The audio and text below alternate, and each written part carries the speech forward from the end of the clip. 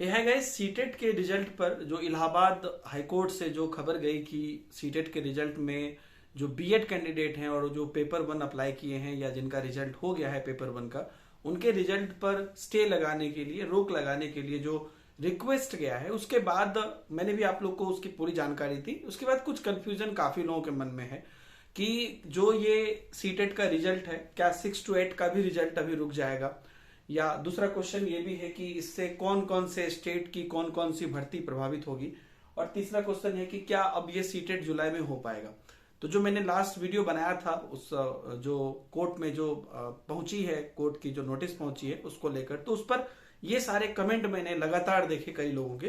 तो इस वीडियो में हम इस पॉइंट पर इन सभी पॉइंट पे चर्चा करने वाले हैं। देखिए, सबसे पहले तो हमें ये चीज क्लियर रखना पड़ेगा माइंड में कि जो इलाहाबाद हाईकोर्ट ने भेजा है वो जो राजस्थान में जो एनसीटी के आदेश पर जो केस हुआ था उसके पक्ष में भेजा है। ठीक है, अब यहां पर देखिए, स्टे होने में और चीजों पर रिजल्ट आने में फर्क होता है। अभी बस यहां पर उस पर रोक लगाने की बात की गई है, स्टे लगाने की बात की गई है। और अगर आप देखिएगा उस नोटिस को अच्छे से पढ़िएगा तो उसमें दोनों ही बात कही गई है कि या तो आप सीटेट का रिजल्ट मत दीजिए जो लोग बीएड प्राइमरी वाले हैं, या अगर आप दीजिएगा भी तो जो कोर्ट का निर्देश है उसी के हिसाब से होगा। तो पहले भी अगर आप देखिएगा, जैसे मैंने लास्ट वीडियो में आपको केवीएस का जो फॉर्म आया था वो भी अगर आप निकाल के देखिएगा तो केवीएस ने भी अपने फॉर्म में तो यही बोला है कि अगर आप जो बीएड वाले जो प्राइमरी लेवल पे भर रहे हैं केवीएस पीआरटी में, तो उनका फाइनल डिसीजन सब कुछ हो जाने के बाद भी सुप्रीम कोर्ट का जो इसका फाइनल डिसीजन है कि बीएड प्राइमरी में दे सकते हैं कि नहीं दे सकते हैं, उसके बाद ही किया जाएगा निर्णय। तो जैसा मैंने आपको लास्ट वीडियो में भी कहा था कि सीटेट बस एक क्वालिफाइंग एग्जाम है, तो यहां पर रोक लगाने का कोई औचित्य ही नहीं है। अगर मान लीजिए कि रोक लगता भी है या नहीं भी लगता है तो भी क्या ही फर्क पड़ रहा है। तो जहां तक मेरी समझ है कि सीटेट अपना रिजल्ट जारी करेगा इसमें, और क्योंकि मार्कशीट तो ऑलरेडी ऑनलाइन सबको दिख ही रही है, तो सीटेट रिजल्ट इसमें जारी कर सकता है। क्योंकि कोर्ट ने दूसरा ऑप्शन भी तो दिया है कि अगर आप रिजल्ट देते भी हैं तो भी ये रिजल्ट सुप्रीम कोर्ट के डिसीजन के बेसिस पर ही आगे जाएगा। तो ये बात तो सबको पता है कि किसी भी स्टेट में कोई वैकेंसीज आएगी तो अगर उस पर कोई जब एक्चुअल ज्वाइनिंग होने वाली रहेगी तो उसका जो भी रूल्स रेगुलेशन है उसको फॉलो किया जाएगा। तो यहां पर अब क्वेश्चन ये है कि क्या जो बीएड में करके जो 6 to 8 वाले, जैसे बहुत सारे स्टूडेंट हैं जो बीएड 6 to 8 भी दिए हैं करके और बीएड प्राइमरी भी दे दिए थे, मतलब बीएड करके प्राइमरी भी दे दिए थे, तो बहुत बच्चे कहे कि क्या वो वाला भी रिजल्ट रुक जाएगा। देखिए, मैं जहां तक समझ है कि रिजल्ट तो कोई भी नहीं रुकना चाहिए, ये वाला तो नहीं ही रुकेगा। और आप खुद ही सोचिए कि डिजी लॉकर में जब आपका सर्टिफिकेट आएगा और मान लीजिए कि आपने पेपर 1 पेपर 2 दोनों दिया है और आपने पेपर 2 क्वालिफाई किया है, पेपर 1 भी क्वालिफाई किया है, तो क्या वो पेपर 1 को नॉट क्वालिफाइड लिख देगा? ऐसा तो संभव ही नहीं है। नॉट अटेम्प्टेड लिख देगा या नॉट वैलिड लिखेगा तो ये बहुत बड़ा इश्यू हो जाएगा। क्योंकि आप ये बहुत सारे ऐसे स्टूडेंट हैं जो पेपर 1 पेपर 2 दोनों ही दिए हैं और दोनों में ही क्वालिफाई किए हैं बीएड वाले, तो उनका क्या सर्टिफिकेट में एक तरफ इनवैलिड रहेगा? ऐसी कोई बात नहीं है। देखिए, रिजल्ट तो सबका आएगा जहां तक मुझे लगता है, और 6 to 8 वाले का तो ऑब्वियसली आएगा अगर सीबीएसई ने, क्योंकि अभी तो सुप्रीम कोर्ट का कोई डिसीजन नहीं आया है। अगर डिसीजन आ जाता कि नहीं बीएड वाले प्राइमरी नहीं ही दे सकते हैं, अगर ये डिसीजन आ जाता तब सीटेट उस सर्टिफिकेट में यस या नो करता। ठीक है, लेकिन सीटेट तो वैसे भी बस एक सर्टिफिकेट देता है, वो तो बस बोल दिया कि भैया आपने एग्जाम दिया था, आपको इतना मार्क्स है, आप इसमें इस हिसाब से क्वालिफाइड है। तो मुझे नहीं लगता है कि इसमें किसी का भी रिजल्ट रुकेगा, आपका तो नहीं ही रुकेगा। जो 6 to 8 वाले हैं या जो मतलब उस बीएड और प्राइमरी इस केसेस को छोड़ के बाकी जितना भी है, आपको तो कोई चिंता करने की बात ही नहीं है।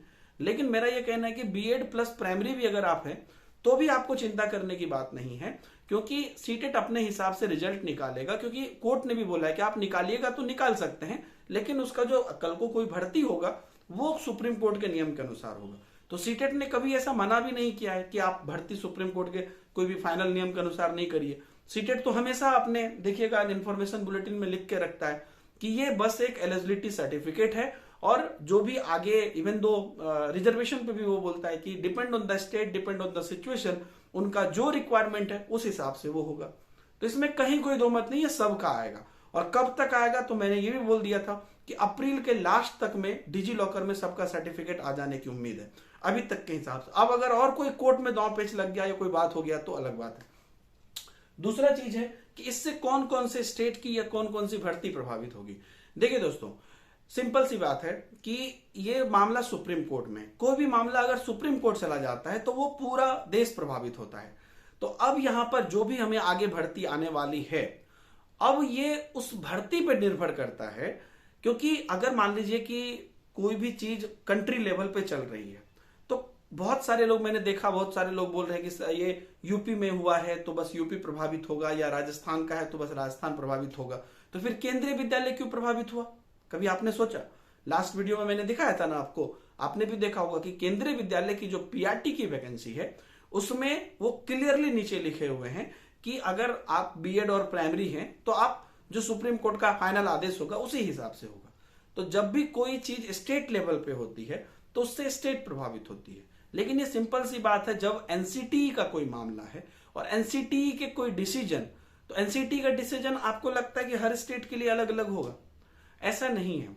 अगर वो स्टे लगा है तो वो पूरे भारत में स्टे लगा है। तो जब भर्ती वाली जो एग्जाम होगी, चाहे वो बीएड बिहार में हो, चाहे वो यूपी में हो, या चाहे केरला में हो, चाहे उत्तराखंड में हो, भर्ती वाली जो कोई एग्जाम होगी जिसमें कि वो लोग बीएड को प्राइमरी में अलाउ कर रहे थे, वहां पर वो वेट करेंगे सुप्रीम कोर्ट के रिजल्ट का। मैं ये नहीं बोल रहा हूं कि वो नहीं देंगे, वो वेट करेंगे।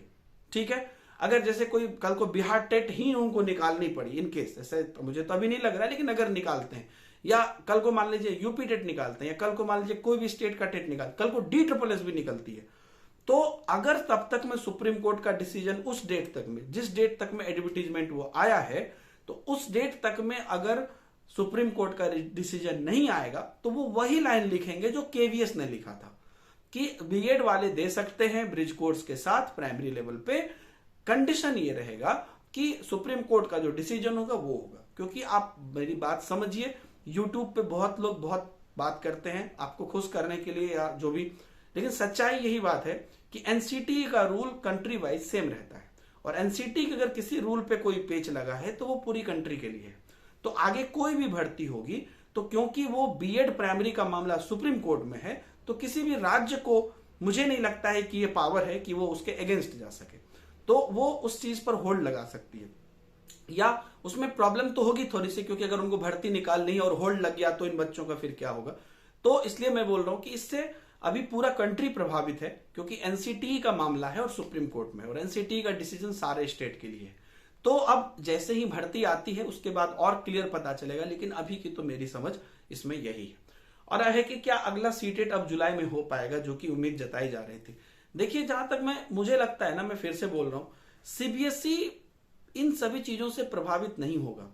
सीबीएसई को कोई मतलब ही नहीं है जॉब से। आप सोचिए ना, सीबीएसई को क्या मतलब है? वो भाई एक तरफ से क्या कहते हैं, आलू दो, एक तरफ से सोना निकालो। सोना तो नहीं निकल रहा है, लेकिन जो भी निकल रहा है वो एक तरफ से एग्जाम ले रहा है, क्वालिफाइंग मार्कशीट दे रहा है, बस, और कुछ नहीं। अब वो सोना बने नहीं बने वो तो भर्ती पे डिपेंड करता है। तो ये सीटेट का रिजल्ट जो है उनके लिए बस एक डिग्री के बराबर है। तो वो एग्जाम लेते जाएंगे, डिग्री निकालते जाएंगे, उनको मुझे नहीं लगता कोई खास दिक्कत है। तो सीटेट अपने प्रोसेस में लगी है। अब इस बार अभी सीटेट को नोटिस गया है, लेकिन उसमें भी 2 ऑप्शन गया है। दूसरा ऑप्शन भी तो गया है ना कि आप रिजल्ट निकाल सकते हैं, लेकिन फिर भी वो सुप्रीम कोर्ट के अधीन ही होगा। तो सीबीएसई हमेशा से खुद ही इन्फॉर्मेशन बुलेटिन में बोला है कि हम बस आपको क्वालिफाइंग दे रहे हैं, कल को आप जहां भर्ती पर जाएंगे उनका डिसीजन होगा कि वो इसको मानते हैं कि नहीं मानते। देखा ना फ्रीक्वेंटली आस्क्ड क्वेश्चन में, स्टेट में क्या मान होगा, तो स्टेट वालों पर डिपेंड करता है, DSSS भी वालों पर डिपेंड करता है, सब पे डिपेंड करता है कि भाई हम एक इंट्रेंस टेस्ट करवाए हैं, अब इसको आपको मानना है, मानिए, नहीं मानना नहीं माननी। तो इन्होंने अपना एलिजिबिलिटी दे दिया, जैसे अपियरिंग वाले को मौका दे दिया। अपियरिंग वाले भी बहुत क्वालिफाई कर लिए, तो क्या उनको ज्वाइनिंग मिल जाएगी? नहीं मिल जाएगी। तो उन्होंने तो मार्कशीट दे दिया, ठीक उसी प्रकार से इनको भी दे दिया। तो मुझे ऐसा लग रहा है कि वो सबको अपना मार्कशीट दे देंगे, सर्टिफिकेट जहां भी होगा दे देंगे, बाकी स्टेट वाले देखेंगे। क्योंकि अगर नहीं देंगे तो बहुत लोगों के साथ अन्याय हो जाएगा।